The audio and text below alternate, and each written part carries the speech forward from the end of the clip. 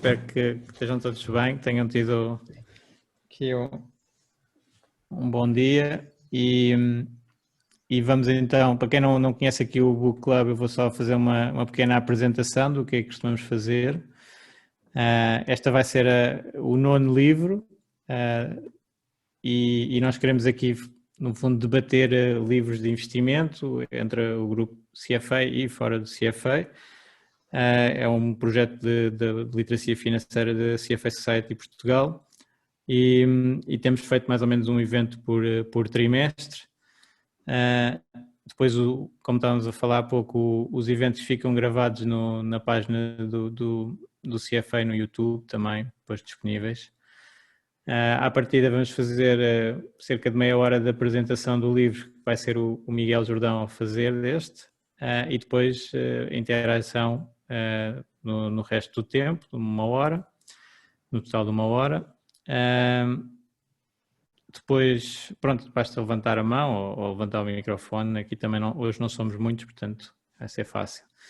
E aqui é apoiar as nossas decisões de investimento e ajudar a sermos melhores investidores. Claramente basear-nos em livros de grandes investidores ajuda muito e assim se calhar evitar alguns erros. Este livro de hoje até é mais de finanças comportamentais e como sabemos temos algumas dificuldades quando os tópicos são de dinheiro e de investimentos. O nosso cérebro não está assim tão preparado para isto. Já agora aqui o resumo dos livros que já abordámos, desde o Intelligent Investor até ao último que foi o Fooling Some of the People All of the Time, alguns de finanças pessoais também. E então agora temos o Psychology of Money, que vai ser o Miguel a apresentar, e eu passo desde já a palavra ao Miguel. Obrigado, Luís. Olá a todos. Pronto, hoje vou-vos falar aqui de um livro que é o Psychology of Money. O foco deste livro, como o Luís mencionou aí bem, é um pouco sobre um guia prático para desenvolvermos um melhor sistema comportamental na gestão das nossas poupanças. Também, no fundo, um guia prático para perceber um pouco as motivações das pessoas e a relação que elas têm com o dinheiro. E pronto, eu tenho aqui uma apresentação preparada que vou partilhar. Como somos poucos, estão perfeitamente à vontade para ir interrompendo, fazendo questões. A ideia também é tornarmos isto um pouco mais bilateral e informal. Tenho a apresentação preparada, espero não ter que dar a ler os slides todos, senão vai ser se calhar um bocadinho mais aborrecido, mas vamos tentar fazer a coisa de forma mais dinâmica. Muito bem, portanto, conseguem ver o meu ecrã? Conseguem ver a apresentação, suponho? Sim. Ótimo. Sim. Bom, portanto, para hoje eu organizei aqui esta apresentação falando aqui um bocadinho do autor e no fundo organizei o livro em 3 grandes blocos. O primeiro tem a ver com frameworks para melhor avaliarmos como o dinheiro funciona, como o dinheiro funciona. O segundo é como devemos pensar no conceito de riqueza. Riqueza é uma palavra um pouco estranha em português, mas wealth talvez faça a pessoa mais natural, mas de acumulação de riqueza. E, por fim, o terceiro grande bloco é como devemos posicionar como nos devemos posicionar para investir de acordo com o que o autor defende. E por fim só um main takeaways e perguntas e respostas. Aqui um pouco sobre o autor, Morgan Housel, portanto é um autor já com bastantes anos escrita, ele já foi jornalista no Wall Street Journal, também no Motley Fool, e é uma pessoa que escreve há muito tempo no Collaborative Fund. A Collaborative Fund é um early stage VC fund, onde ele tem escrito muitas vezes sobre behavioral investing e um pouco sobre os erros comportamentais que todos temos, que estamos expostos. E o sucesso que teve a escrever esses posts levou-o a pensar que se calhar seria uma boa ideia para compilar assim, os posts mais conhecidos que teve num livro, e é assim que surge o Psychology of Money. Aconselho-vos a seguirem, por exemplo, no Twitter. Eu não sei quão ativos são naquilo que se chama o FinTwit, mas é no fundo uma comunidade de investidores e de pensadores sobre os mercados que se juntam todos no Twitter. Eu nem sequer tenho Twitter e sigo-os muitas vezes, processo um bocadinho manual, não aconselho, mas temos pessoas muito inteligentes a escrever lá e que no fundo têm trabalhos que não são associados a grandes instituições e as perspectivas deles muitas vezes para mim são bastante úteis e interessantes. Portanto, a premissa deste livro é que sabermos um bocadinho de como gerir dinheiro não tem necessariamente que correlacionar com ter sucesso, e que muitas vezes o mais importante é saber como é que nos comportamos em relação ao dinheiro, e portanto é um pouco aquilo que este livro tenta explicar. Aqui numa primeira parte, e isto é importante, eu não sei se daqui nos presentes temos pessoas que trabalham em gestão de ativos e que também têm trabalho com clientes, mas se sim, já terão observado muitas vezes, ou até falar com membros de famílias ou amigos, que muitas vezes as pessoas têm atitudes diferentes em relação ao risco e aos investimentos, e isso é muito marcado pelas experiências pessoais que elas tiveram e que nós tivemos. Portanto, aqui um ponto interessante é que a nossa experiência com dinheiro representa uma percentagem residual de como o mundo na verdade funciona, porque é só a nossa experiência. No entanto, a nossa experiência acaba por definir a maioria daquilo que é como nós vemos, da nossa visão do mundo. Portanto, há aqui uma assimetria interessante, e portanto quando vemos pessoas com abordagens completamente diferentes da nossa em relação à poupança, não devemos estranhar, não há uma versão uniforme. Temos é de perceber de onde é que vem essa visão diferente e muitas vezes será sempre dominada pela experiência pessoal que cada um teve.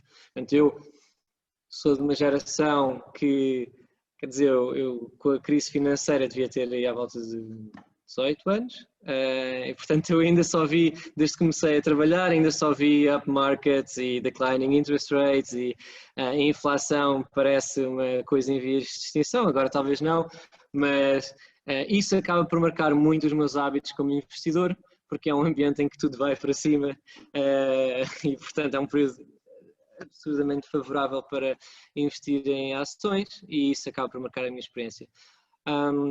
Claro que se olharmos para trás e virmos que, por exemplo, numa altura de guerra, investimentos na altura de guerra, ou se pensar na altura dos meus avós, seguramente que a experiência que tiveram com investimentos foi bastante diferente.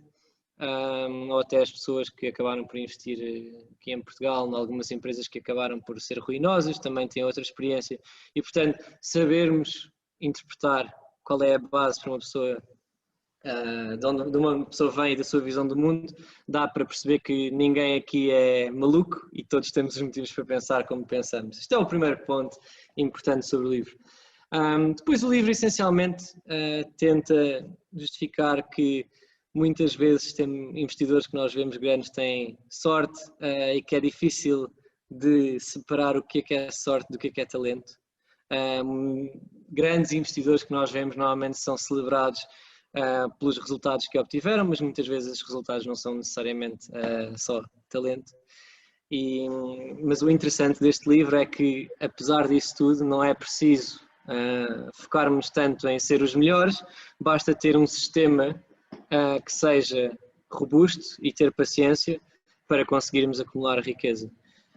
E portanto a primeira personagem que eu vos queria introduzir hoje é este senhor, Ronald Read. Para quem não conhece, este foi um senhor que também era desconhecido para a maior parte do mundo, até à data em que morreu, junho de 2014, em que se veio a perceber que tinha acumulado uma fortuna de mais ou menos 8 milhões de dólares, isto apesar de ter durante a sua vida trabalhos como contínuo, ou trabalhar numa bomba de gasolina, ou seja, trabalhos que não lhe permitiram acumular grandes salários, grandes ordenados, mas por ter sido bastante diligente e ter adotado um processo de reinvestir, poupar, uma boa taxa de poupança que era sempre investida em ações, neste caso que pagassem dividendos e sempre a reinvestir os dividendos, como o fez durante largas décadas, permitiu que o compounding entrasse em ação e isso fez com que uma pessoa com uma vida, como há muitas pessoas têm,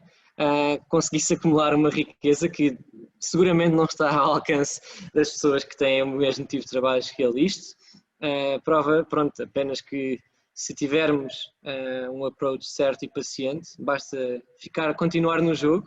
Não tem que ser os melhores returns, mas tem que ser returns, e pormos o dinheiro a trabalhar faz uma grande diferença. Esta é uma história muito interessante para partilhar, e também um bom exemplo para dar a pessoas quando querem falar sobre os benefícios de longo prazo de poupar. Portanto, se virmos aqui também são mais uns dados interessantes.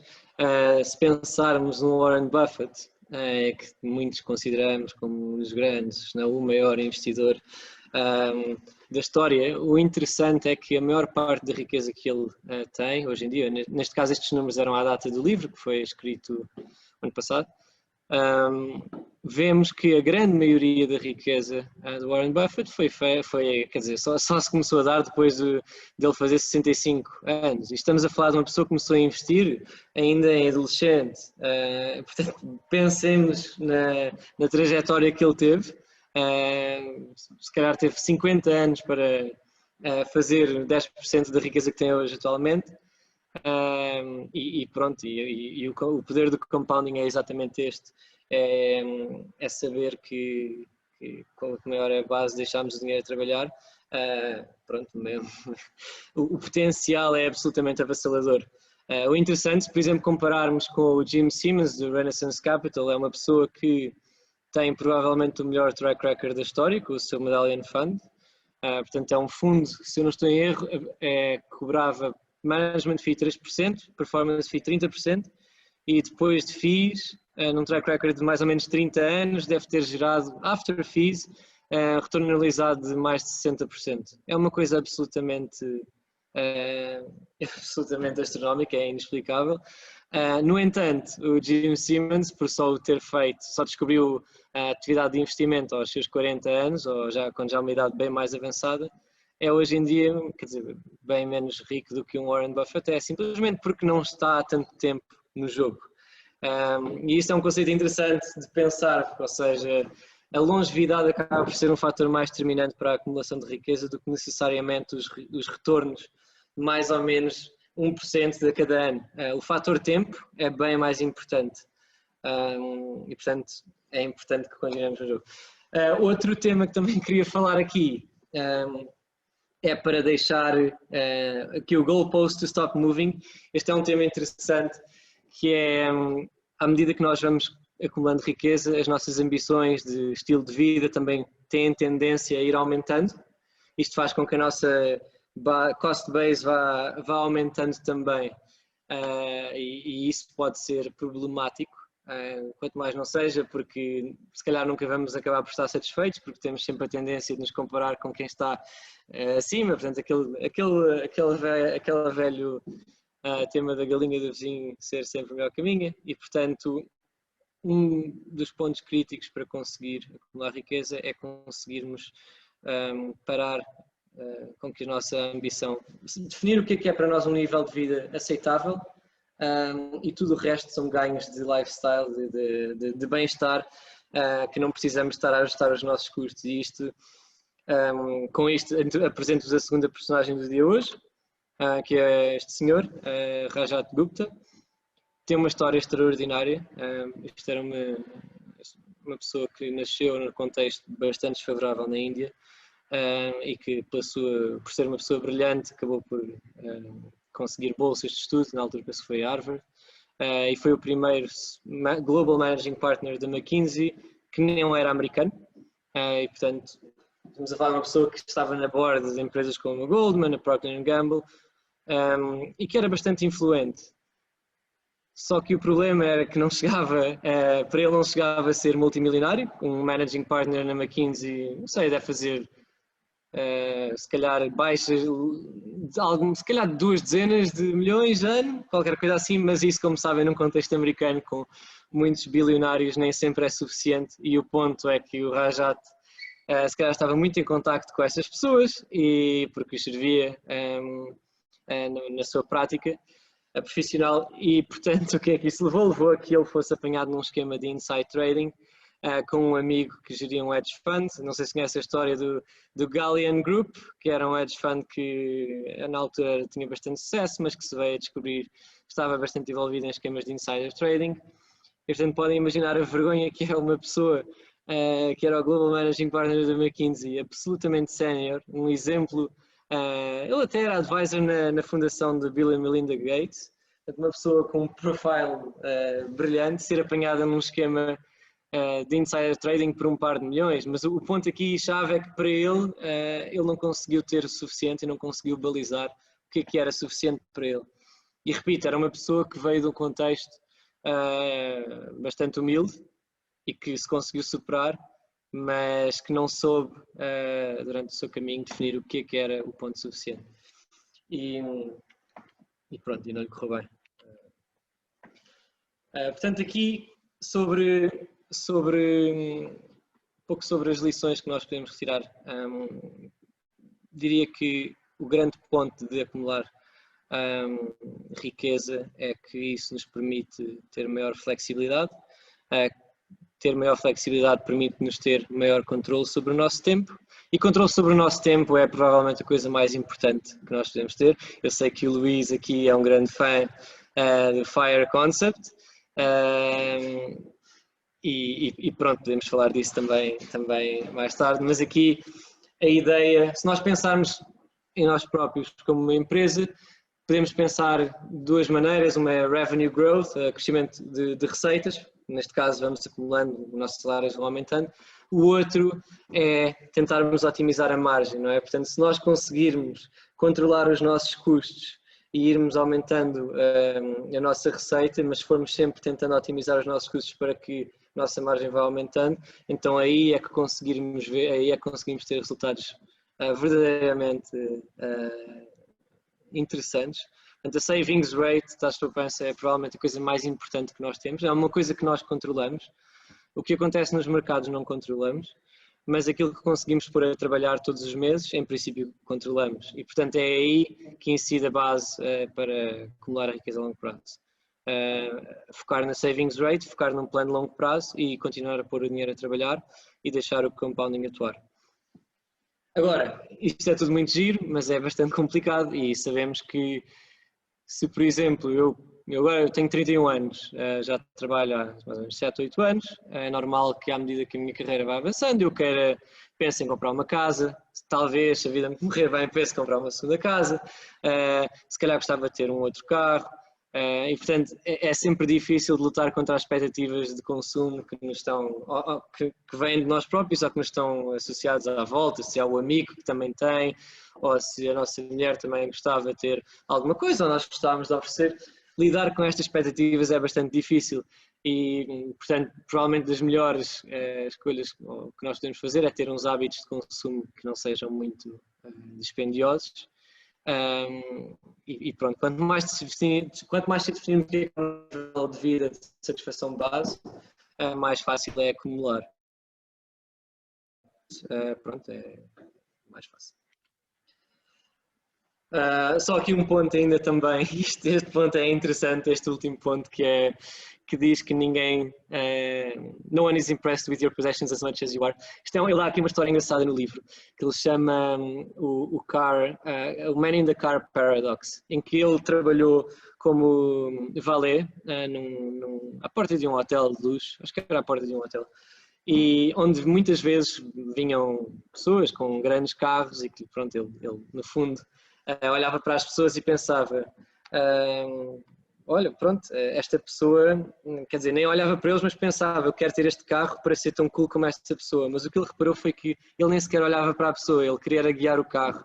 E ao mesmo tempo pensar, se eu tiver um carro, as pessoas vão achar que eu sou cool. Mas ele próprio não ignorava a pessoa. Portanto, havia aqui um paradoxo de uma pessoa projeta uma coisa, projeta um desejo nas outras, mas as outras não estão tão preocupadas com a pessoa em si, é mais com o que ela está a projetar e quererem isso também para elas, porque não é alcançável imediatamente. E essa é uma força poderosa de desarmar.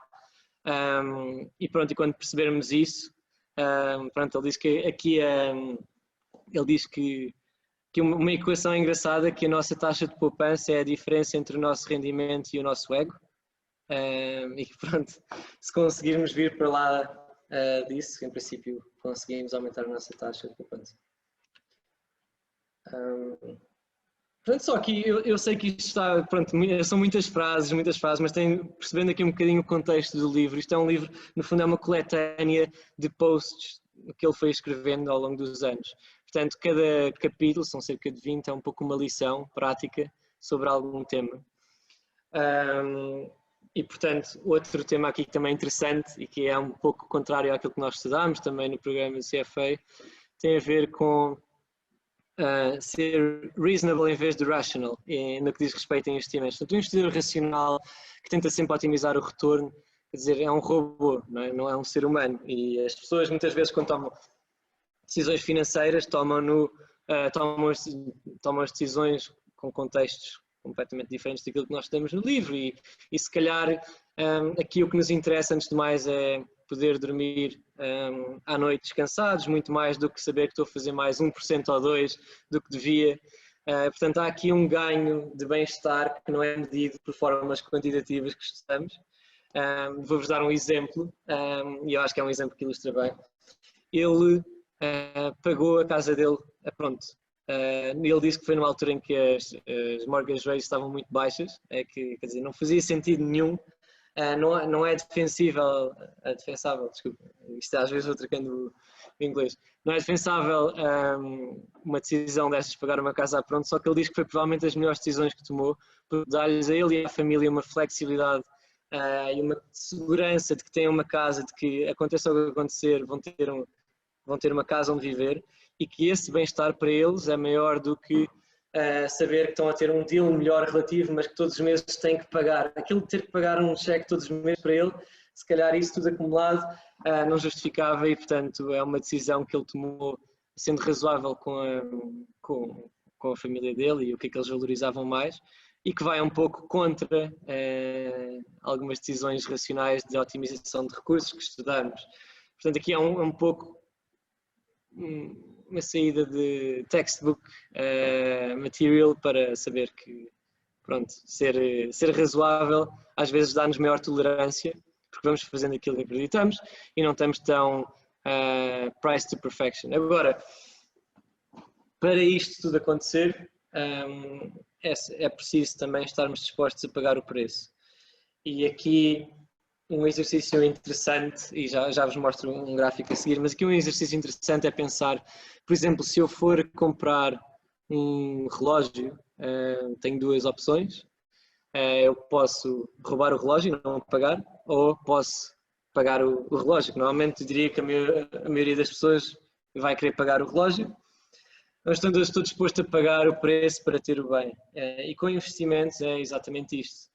Nós temos de estar dispostos a pagar o preço para termos o retorno. E o preço normalmente é a volatilidade. E se nós pensarmos que só queremos ter o upside sem estarmos dispostos a tolerar a volatilidade, então eu diria que não vai correr bem. Portanto, aqui, se quiserem, eu acho que estes gráficos ilustram bem, até foi o próprio que partilhou há umas semanas. Se virmos, isto aqui serão mais ou menos 150 anos. Não iríamos estar vivos, mas ilustra bem que $1 valeria, hoje ainda mais, hoje já deveria estar a valer talvez 20 mil, mas depois vemos ao lado quais é que foram as variações. Portanto, às tantas já tivemos a perder quase 80%, 50% duas vezes, então um bocadinho mais do que isso na crise financeira. E, portanto, isto ilustra bem o que é o preço de admissão, o custo de ter retornos de longo prazo. E eu diria que este gráfico é bastante interessante, porque muitas vezes, quando lidamos com a adversidade, e sendo sincero, um disclaimer, ainda não lidei com muita adversidade de mercados, por isso tudo o que tiver a dizer também foi um bocadinho baseado no que vejo nestes gráficos e do que leio, mas psicologicamente, pronto, é saber que no longo prazo a tendência vai ser para apreciar e portanto só devemos é continuar no jogo. Agora é preciso ter a tolerância certa para saber que temos que continuar no jogo e é muito portanto saber que aquilo que estamos a alocar a ações não nos vai fazer falta no dia a dia, deixar o dinheiro estar quieto para fazer o compounding, ir acrescentando mais, mas não entrar nunca numa posição em que tenhamos que vender para pronto, pagar dívidas de alguma coisa. Portanto, é importante ter ali uma boa reserva de capital para algum percalço, mas sobretudo a ideia é deixar o dinheiro crescer durante o tempo, e quando digo durante o tempo, muitas décadas. Portanto, não há nada romântico à volta disto, não é à procura de encontrar um investimento que mais ninguém vê, mas tem sobretudo a ver com encontrar um sistema que, por mais chato que seja, pode, de certeza absoluta, mudar os resultados financeiros que temos e das nossas famílias, e isso pode mudar muitas vezes aquilo que damos aos nossos filhos e netos de oportunidades, e eu acho que isso é uma força bastante poderosa. E se pensarmos no exemplo há pouco do Ronald Reid, com empregos humildes conseguiu acumular bastante. Se pensarmos na quantidade de pessoas, se calhar em Portugal, que também têm trabalhos que não pagam um grande ordenado e que lhes é difícil poupar, se pensarmos num horizonte temporal de 50, 60 anos, se calhar isso pode mesmo fazer a diferença. Portanto, é tentar corrigir aqui um bocadinho a ideia do horizonte temporal e saber que este é dinheiro que não se toca e que se vai pondo e quando deixando a crescer. Isso é muito difícil de passar. Já agora, posso só interromper sim. um bocadinho? Claro. O Ronald Reid, então, acabou com 8 milhões ou 92 anos, mas também não gastou nada, não é? Durante a vida, também não é assim um... Será que esse é o objetivo último, deixar 9 milhões para os herdeiros? É uma ótima pergunta, é uma ótima pergunta. Eu diria que aqui o ponto interessante tem a ver com tu saberes o que é o nível de vida que te chega. E portanto, se tu consegues baixar o nível de vida que tens para um nível que te dê satisfação, não precisas de mais para ser feliz. Então tudo o que vais acumulando, quer dizer, não é como se estivesse a perder nada, porque não vais... O incremento de felicidade se calhar não iria ser suficiente para justificar a perda de compounding que terias ao fim de muitas décadas. E, portanto, baixar o teu standard de vida para um nível que seja aceitável, mas que te permita viver bem, confortável, deixa. Mas sim, o Ronald Reid, na verdade, não tinha família, pelo que eu sei, deixou até uma fundação. Mas eu diria que também não é preciso chegar àquele nível. Era só para a polémica essa, mas eu não... Claro, eu gosto só disso, porque é mais divertido assim. É mais divertido assim. O texto, no fundo, não indica nada sobre a vida dele. Pronto, ok, deixou aquele capital todo, mas sabe-se lá se ele usufruiu da vida como deve ser, ou se realmente aquele dinheiro até tinha feito falta, não é? E simplesmente estava a acumular por acumular por acumular. Mas pronto, é só para... Claro, obrigado. Eu diria que não indo aos extremos do que se calhar do montante, porque uma pessoa com família provavelmente não conseguiria poupar tanto, é muito mais fácil se formos solteiros a vida toda, seguramente.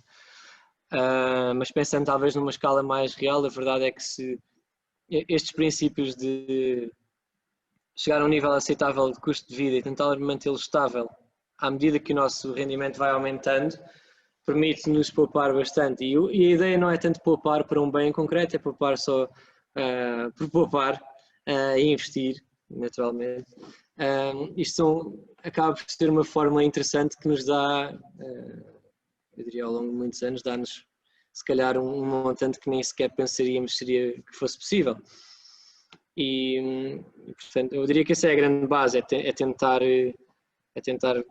pensar em nós como uma empresa e pensar, ok, há margem, há crescimento de receitas, mas há também as margens e pensar que há crescimento de receitas, pronto, depende de certa altura, mas pode chegar a um ponto em que estagna.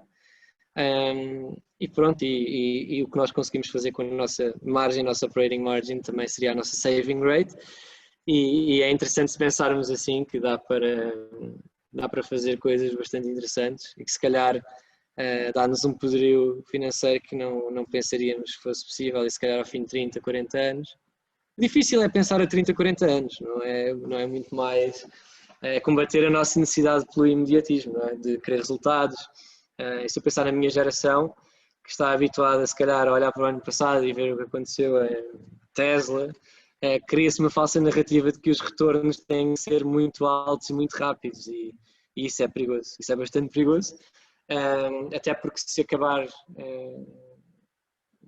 correr mal para esses investidores, até pode excluí-los do mercado e seria uma pena porque podiam estar a privar-se de uma coisa que faz sentido e que decorre ao longo de várias décadas, porque a experiência que tiveram com o investimento foi estes trades de Reddit, porque parecia bem, e isso é um problema. Isso é um problema. Portanto, aqui isto é tudo o que não é sexy, é exatamente o oposto disso.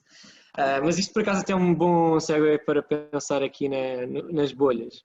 Ele faz aqui tem uma abordagem interessante ao tema das bolhas, e que é, nós como investidores muitas vezes que pensamos no longo prazo, estamos em contacto com outras coisas, como por exemplo cryptocurrencies ou GameStop, se quiserem, ou Tesla, muitas coisas que nos são ditas ou partilhadas por pessoas que não têm a mesma agenda que nós, que não têm as mesmas motivações que nós. Por exemplo, um momentum trader que está focado só apenas no próximo quarter, se calhar está-nos a dizer que Tesla é bastante incrível e que vai subir ainda mais. Mas o que acontece para uma bolha se formar é exatamente isto, é quando os investidores de longo prazo começam a jogar um jogo que não é o deles, por terem medo de fear of missing out, né? Portanto, por não quererem perder a oportunidade, e começamos a desviar-nos daquilo que devia ser o nosso approach para ir para estes investimentos que depois no fundo não sabemos como é que havemos de lidar se aquilo cai ou não cai, porque no fundo fomos lá parar um bocadinho à pressa e não sequer sabemos o que esperar, só sabemos é que é suposto subir porque toda a gente nos diz que é suposto subir, e isso é um erro. E portanto, aqui a ideia não é tanto que as pessoas são estúpidas, eu não acredito nisso, é só que as pessoas têm diferentes objetivos e muitas vezes quando misturamos pessoas que têm um objetivo de curto prazo que atraem os de longo prazo, aí se calhar é que se dá os problemas e é quando acumulamos muito capital numa dada oportunidade em um curto espaço de tempo com objetivos diferentes, aí é que dá normalmente chatice. E pronto, é interessante pensar nessa ótica. Exato, falei agora um bocadinho disso, das décadas. Ok, e agora se calhar falava aqui um bocadinho do portfólio dele. É um portfólio interessante. Portanto, essencialmente tem um cash muito mais do que seria aconselhado por qualquer wealth manager. Portanto, tem um cash balance mais ou menos de 20%. Portanto, o que ele diz aqui é que a maior parte das pessoas, em algum momento da sua vida, vão ter que lidar com uma grande despesa que não estão à espera e, portanto, ter 20% do que tem em cash, no fundo, dá uma maior flexibilidade para não ter que vender alguma parte do portfólio que tem a trabalhar. A ideia é deixar o dinheiro trabalhar e, por isso, tem um maior cash cushion para dormir bem à noite. Depois tem a casa, que pagou e depois tudo o resto é low cost index funds, no fundo, ações americanas e internacionais, e que vai pondo cada vez mais. Ele diz que são vanguard, era o que ele dizia, se calhar, não sei se hoje em dia são, mas e pronto, e vai acumulando e é apenas só o que ele faz. Aqui ele dá também uma nota, isto também é interessante, um bocadinho o contexto familiar dele. Portanto, os pais dele essencialmente eram muito pobres, mas acabaram por ficar bastante bem financeiramente, já mais tarde na vida. O pai dele decidiu ser médico aos 40 anos e passado 2 décadas reformou-se. E isto que me impressionou foi uma pessoa poder fazer uma coisa e poder deixar de a fazer quando quer, nos termos que quer. E esta ideia de podermos ter vários capítulos da nossa vida e ter controle sobre o nosso tempo foi uma coisa que desde cedo informou um bocadinho o comportamento do autor em relação à poupança e ao investimento. E, portanto, com a mulher, os dois basicamente perceberam desde cedo que queriam ter essa flexibilidade a toda a hora e, portanto, perceberam que se calhar não precisavam de gastar tanto, não precisavam de ir gastando cada vez mais e, portanto, descobriram, e isto tem que ser feito naturalmente dentro de casa, descobriram o que seria um ponto de custo de vida, lifestyle que fosse aceitável para os dois, que os dois concordassem e a partir daí tudo o resto vai para investimento. Portanto, é uma fórmula simples, não é nada de inovador, o que é difícil é manter pronto, a compostura durante estas décadas. Ele acaba por não investir no fundo dele, no fundo para o qual trabalha, não é? Parece, pelo menos, ou ele não Sim, eu recebe nada. diria, quer dizer, o fundo sim, não sei se ele, não sei se lhe basta também ter carry, provavelmente ele como partner no fundo vai ter provavelmente algum carry sobre os investimentos. Acaba por ser uma forma de estares investido sem teres que pôr o capital, se foi. Mas sim, aqui, quer dizer, o livro fala um pouco sobre coisas que nós todos sabemos, ou seja, tudo nos faz sentido e não é um aha moment. Eu acho que o livro é interessante é porque ele olha para as coisas, ele tenta arranjar anedotas ou histórias que ilustram pontos, são muito práticos, são muito fáceis de reter. Então este é um livro que tem um ótimo valor de... Como é que se diz? Para se ler outra vez, ler uma vez de vez em quando, porque não há, quer dizer, não conta uma história chata, é um guia muito prático sobre como devemos pensar o mundo. E pronto, e não nos esquecermos de pagar o preço. Eu acho que esta do pagar o preço é interessante, do cost of admission, saber que temos de pagar da mesma maneira que pagamos por um relógio, um carro, pagar pelos retornos e ter tolerância, deixar estar. E pronto, eu diria que é isto que tenho preparado. Se calhar fui um bocadinho acima do tempo. Então, foi? Não, estamos assim no tempo para abrir, sim, para a discussão, para o Q&A. Pois, pronto. Boa, obrigado pela apresentação. Obrigado, eu sei que já foi um bocado correr, mas a verdade é que estes livros às vezes são um bocadinho frases, coisas interessantes e às tantas uma apresentação pode perder um bocadinho a fluidez porque é quase uma coletânea de conhecimento da algibeira quase que se leva, mas acho que depois pode ser interessante, se calhar eu posso deixar a apresentação ligada para ir uma outra frase ou um ou outro conceito que se queira aprofundar, se quiser. Às vezes quem quer participar aqui tipo, que leu o livro, se calhar, primeiro. Não sei quem é que leu, quem é que não leu.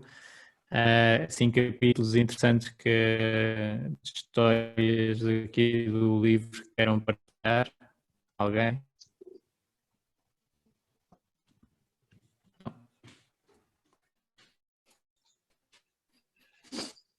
Eu posso partilhar mundo Gonçalo. Isto é de uma empresa que discutimos há uns dias, a Aspire Global, e pronto, e ficou aqui. Ainda bem porque o meu apartamento está um bocadinho desarrumado, portanto calha bem. Eu gostei muito da parte em que ele fala também que um escritor que escreveu o Catch-22, como é que ele se chama? É aquela história que ele vai a uma festa de um bilionário. Exatamente. Essa é ótima. Essa é ótima.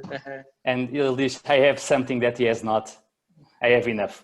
Essa é espetacular. É muito forte, essa é muito forte, concordo. Exato, essa é a parte que acaba por ser difícil e ele claramente, o Morgan Housel é do movimento FIRE e isto é um dos temas importantes, não é? Da pessoa conseguir saber onde é que é o limite e não estar sempre a querer mais e mais e mais. Portanto, o ponto do enough é muito falado no movimento. Nesta história em concreto, o gestor de fundos, o hedge fund, ele fazia mais no mês do que não me esqueci do nome do autor, mas que o autor fez com o Catch-22, que é um livro que na altura tinha sido um grande clássico e tinha boas vendas, e a disparidade era tanta que é relevante mencionar que mesmo este gestor do hedge fund poderia não ter uma coisa que o outro já tem. Deixa-me ver o nome dele. O Catch-22 é o Joseph Heller. Está aqui, está à procura. E o Catch-22, não sei se leram esse livro, mas esse livro também é interessante porque passa-se na altura da Segunda Guerra Mundial e é sobre uns americanos que estão baseados numa ilha italiana E pronto, e o Catch-22 é pescadinha de rabo da boca, que pode ser um bocadinho também transportada por nós queremos estar sempre a mover os goalposts, não é? Porque e os goalposts no Catch-22 era a personagem principal que, se cumprisse determinadas missões, podia ir para casa, podia voltar para os Estados Unidos. E cada vez que ele atingia as missões tinham acabado de ser mudadas. O goalpost tinha acabado de ser mudado, portanto ele nunca ia para casa. E é um paralelismo interessante, mesmo o livro dentro do livro. Boa. E tu, Luís, como praticante de Fire, como é que tem sido a tua experiência de adesão ao movimento, de pôr-te em prática? Como é que tem sido esta parte do goalpost?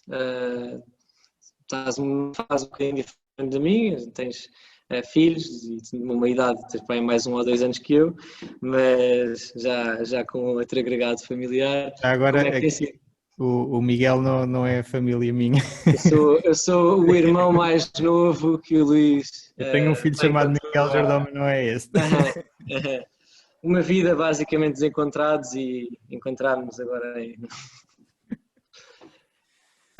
Sim, mas seria interessante saber.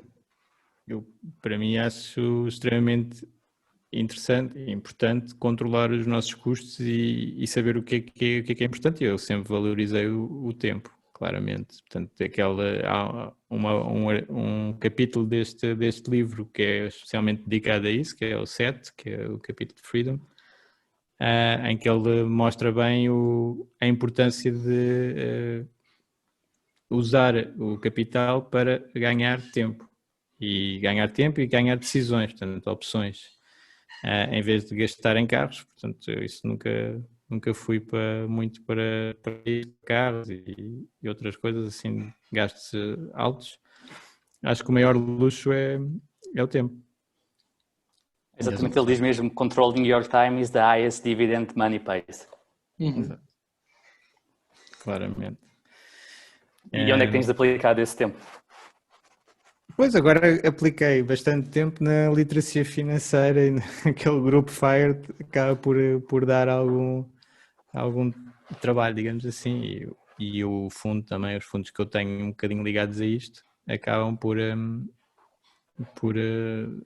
dedicar bastante tempo, mas sim também tenho tempo para levar as crianças à escola de manhã e algumas vezes ir buscá-los, também faço isso. Dediquei agora bastante tempo a pôr-me fit, assim tempo para nós também é importante, e acabo por também a parte profissional, acabo por usar bastante. Não estou fechado num sítio o dia todo às ordens de outras pessoas, digamos assim. Também é uma parte que valorizo a independência. Mas Desculpa, Luís, posso contribuir? Acho que há um livro que fala do FU Money, não é? Há um livro que fala do FU Money, onde, de certa maneira, já temos capital suficiente para realmente fazermos aquilo que queremos fazer e não estarmos na corrida dos ratos que acontece. Eu também comecei este processo do FIRE há algum tempo atrás, já estive aqui noutros livros do Book Club. Eu não li este livro, achei muito interessante, acho que vou comprar e vou ler. Obrigado, Miguel, pela tua apresentação. Mas para mim acho que uma das frases que me ficou foi a questão de savings, é a diferença entre aquilo que se ganha e o ego. Acho que é um conceito muito interessante, porque realmente a pressão social, a imagem social que eu trabalhei em marketing, por isso sei bem do que é que estou a falar, de tentar vender sonhos, vender cremes de beleza que melhoram as rugas das mulheres, quando efetivamente a idade é a idade. Vai haver alguns cremes que podem melhorar um bocado, mas nunca se pode voltar o tempo atrás. Então achei muito interessante e agradeço imenso, Miguel, a apresentação.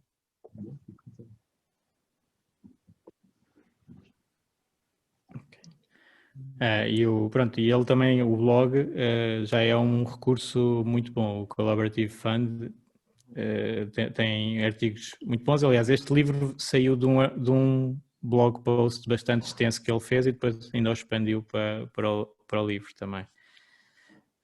E ele usa sempre esta técnica de usar uma história para mostrar o conceito e que acaba a ficar bastante... acabamos por fixar melhor até os conceitos por causa disso. Por exemplo, na parte do juro composto, ele fala lá do Warren Buffett, na parte dos bilhões que no fundo ele tem passado dos 65 anos, mas também uma conta que é, se o Warren Buffett não tivesse começado aos 10 a investir, mas aos 30, a diferença que isso faria é impressionante, não é? Que em vez de 84 bilhões, e se fosse aos 30 começar a investir, é o que muitas pessoas investem, mesmo com o track record dele, não passava dos 11 milhões, portanto um número astronómico de diferença. E outro já agora, que é logo no princípio, no segundo capítulo, a história da sorte, não é? Da sorte e do azar que se pode ter. Normalmente quando se tem bons resultados é porque sabemos e quando se tem maus é azar, não é? Mas aqui é a parte do Bill Gates e do amigo dele de infância. Para já, o Bill Gates, eu não sabia disto, mas foi para quase uma das únicas escolas nos Estados Unidos que tinha um computador. Essa é extraordinária, é verdade, essa é uma ótima história. Portanto, é claro que também estavam lá outros alunos e não foram eles que fizeram a Microsoft, mas o que é certo é que o Bill Gates deve imenso a ter ido para uma escola com o computador. E depois o amigo dele, que até, pelo menos ali no livro, estava mais avançado, sabia mais de partes de informática e tudo, e que seria o sócio dele e se calhar era o principal, e que teve um grande azar, um acidente de montanhismo que faleceu ainda adolescente. Portanto, isto duas situações que têm um impacto enorme na vida de cada um, mais do amigo, claro.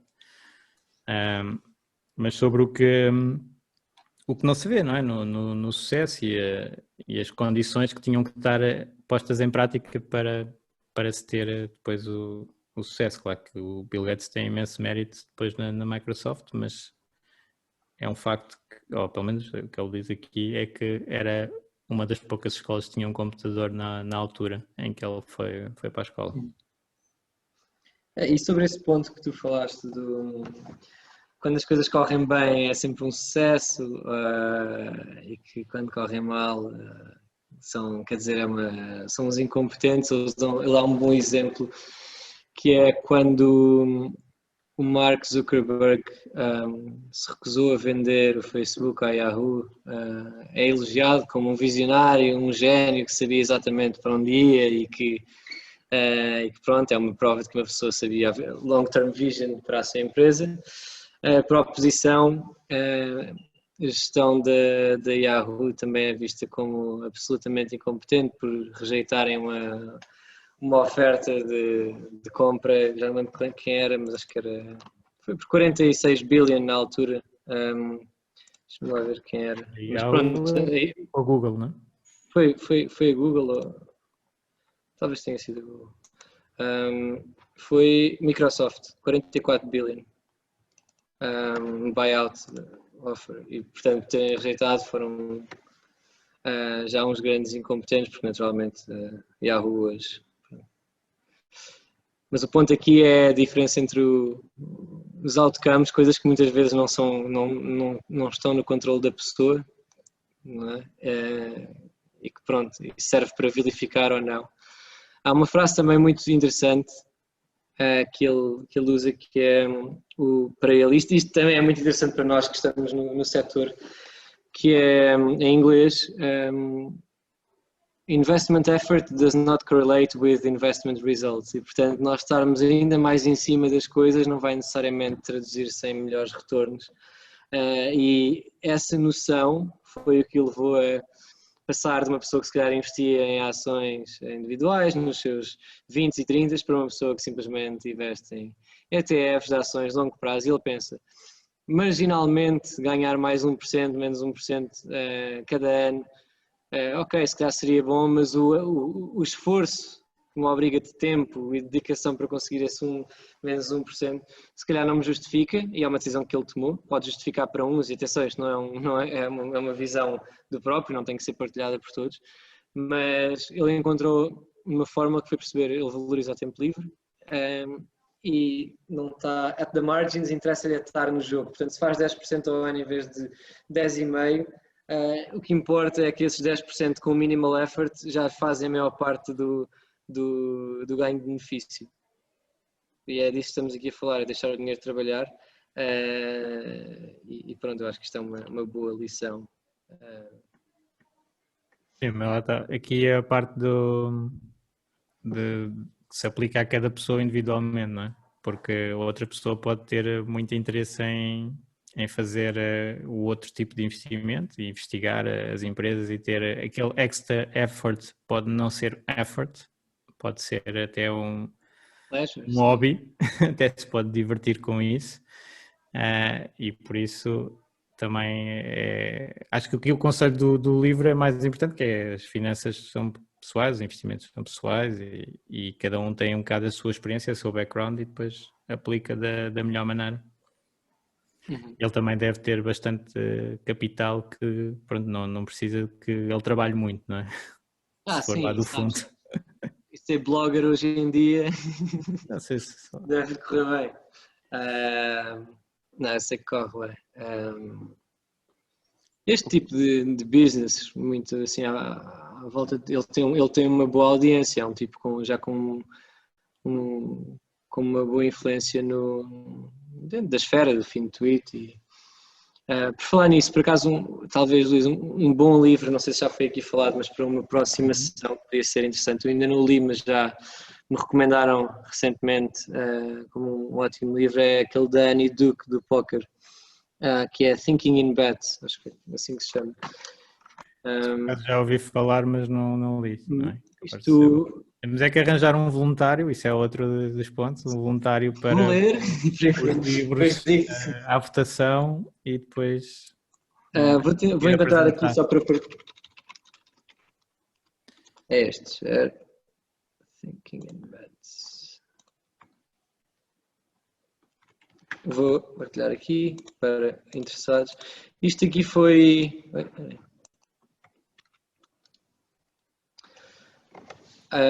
Nestas sessões que tenho vindo a organizar, isto foi provavelmente o tipo que me impressionou mais, que é o Head de European Equities da Aberdeen, e ele disse que isto foi um dos livros que o fez pensar mais, assim dos últimos tempos, e eu achei, pronto, retive isso para ler, tenho aqui na lista. Sim, não sei se tem a ver com este tema, mas ele fala numa parte dos Tales, não é? Há um capítulo também dos Tales, já não sei exatamente qual é que é, mas em que dá a história de um colecionador de arte que foi um dos mais bem-sucedidos e não era porque ele soubesse escolher muito bem os quadros, era porque comprava muito e alguns deles eram Picassos e esses valorizaram imenso e basicamente obtiveram os retornos que os outros todos, alguns ficaram a zero, não valiam nada, mas não penalizaram, digamos assim. E isso é uma área que cada vez mais temos temos muitos investimentos que são de tails, não é? A internet trouxe um bocado isso também, em que algumas poucas apostas representam a maior parte do valor. Os 80-20 da lei de Pareto neste momento já está quase 10,90, não é? Mas aí é curioso que pelo menos no ramo financeiro, isto é capaz de ser verdade, mas depois vemos e temos o exemplo do Buffett, que sempre nos seus 50 anos de investimento teve portfólios muito concentrados e claramente a Berkshire, com este portfólio concentrado, está no tail, não é? Em si. Sim, ele tinha portfólios concentrados. Agora a Berkshire já há muito tempo que já tem muitos negócios, já não se pode dizer que aquilo já é quase um ETF, não é? Sim, mas repara, dentro da Berkshire tens pelo menos um investimento, que é a Apple, que é 25% do valor do mercado da Berkshire. Portanto, se tens um investimento, podes ter um portfólio concentrado com muitas coisas lá dentro. É concentrado em alguns ativos. Sim, aqui o grande mérito do Buffett é que ele conseguiu escolher esses ativos que cresceram muito, bem, sem ter que comprar muitos, não é? Aqueles que ele escolheu cresceram muito, portanto é um efeito duplo, digamos assim. Sim, sim. O paralelismo é que, não é, para encontrar a agulha no palheiro, tu podes ir à procura da agulha ou comprar o palheiro. E ele conseguiu ir à procura da agulha e encontrar várias. Várias agulhas, exatamente. E um dado do livro também em relação ao Warren Buffett, e em concreto do compounding, eu achei espetacular que 95% da riqueza do Buffett foi construída depois de ele fazer 65 anos. Depois da idade de se reformar em Portugal, não é? A idade de reforma, é que fez 95% da riqueza. E o poder de compounding está aqui claramente ilustrado. Portanto, ele aos 65 anos tinha 3 bis, agora aos 90 tem quase 90 bis. É curioso. Exato. Yeah. O melhor é herdar cedo de um Buffett, pôr aquilo a render. E porque é que isto chegar aos 90 com esse dinheiro todo não é que grande chatice. O que é que ele faz agora? Isso é, pois, uma pessoa esperar que as gerações anteriores tenham pensado da mesma maneira, por isso é que... Mas eu também acho que este bull dos últimos 12 anos também contribuiu muito para este compounding. Se calhar, se fosse há 10 anos atrás, a história era completamente diferente. Provavelmente não eram 90 milhões, eram para aí 40 ou 50. Um bom problema. Sim, o não vai ser bom, não é?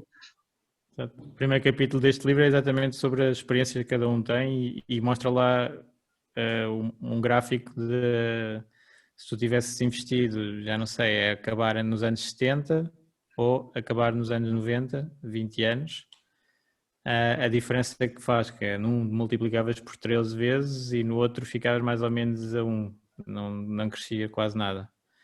E isso, claro que tem um efeito brutal. Agora também, como o Miguel estava a dizer, quem entrou no mercado na última década também tem não sabe o que é que são dois. Tipo esse dos anos 90. Quem começou uma década antes viu o mercado a cair, não é? Eu ainda tenho pesadelos, entre aspas, da crise de 2007, 2009. Lembro-me perfeitamente, uma pessoa trabalhava em mercados, todos os dias não queria ir trabalhar, porque todos os dias o mercado caía mais 5%. Isto foi durante 1 ano e meio. E ao final de 1 ano e meio, quer dizer, era o desespero total, era a forma que ele parecia que estava a capitular, não é? Ainda bem que isto agora é um frio e é um extremo. Estamos para outro extremo, ainda bem, não é? Porque é um estado de alma completamente diferente, mas uma pessoa é aquelas coisas que não esqueces, é impossível esquecer.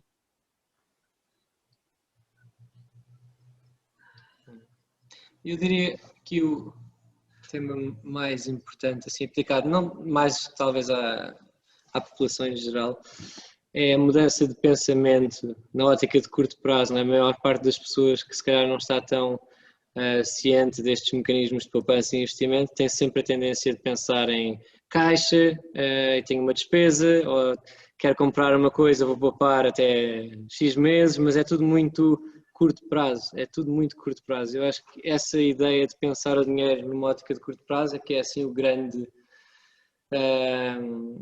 tema que temos de tentar mudar a mentalidade, porque é muito, e não é, quer dizer, não é só de Portugal, é comum, eu diria, todos pelo mundo, mas essa é uma grande batalha, se conseguirmos como é que se diz? Instaurar o mindset long prazo.